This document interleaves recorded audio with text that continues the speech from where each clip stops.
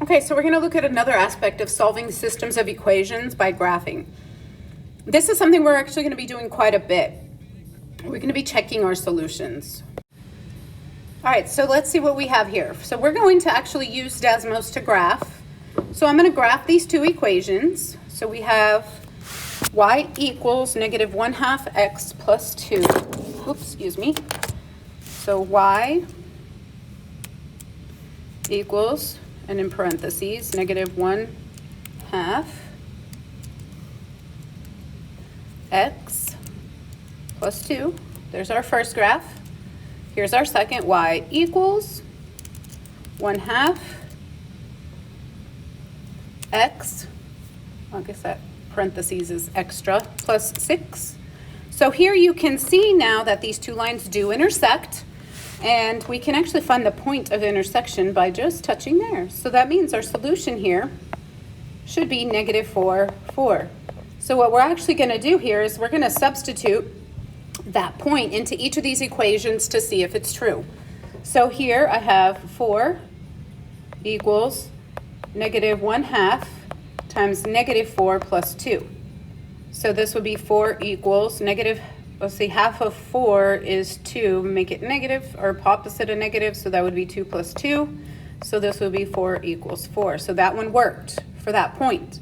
We're going to try the other equation as well. So the y is 4, so this would be 4 equals 1/2 times 4 plus 6. Oh, negative 4. This is negative. All right, so 4 equals negative 2 plus 6, so 4 equals 4. So that means this would be our solution. So not only can you graph it on Desmos, you can check by doing substitution. Let's try. All right, let's try another one. The good thing is that when we have equations that aren't in standard form or in slope-intercept form, we can actually still graph them.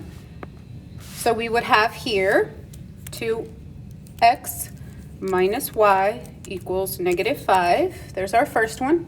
Then we would have negative 2x minus y equals negative 1. So you can see here that our graphs intersect right there. So it should be that our solution is negative 1, 3. So we're actually going to use this point. Remember, this is x, this is y, and I'm going to substitute them where they belong. So we would have 2 times negative 1 minus 3 equals negative 5. So we would have negative 2 minus 3. So negative 5 does equal negative 5. So that one checks out. Let's try another one, or the other one, I should say. So we would have negative 2 times negative 1 minus 3 should equal negative 1. Let's see where we're at here. A negative 2 times a negative 1 is a positive 2. Minus 3 would give you a negative 1. So that means this is our solution.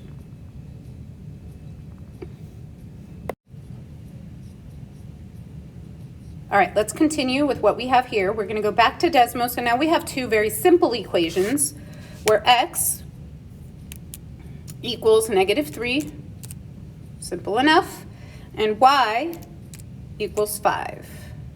So we have a vertical and a horizontal line that intersect there.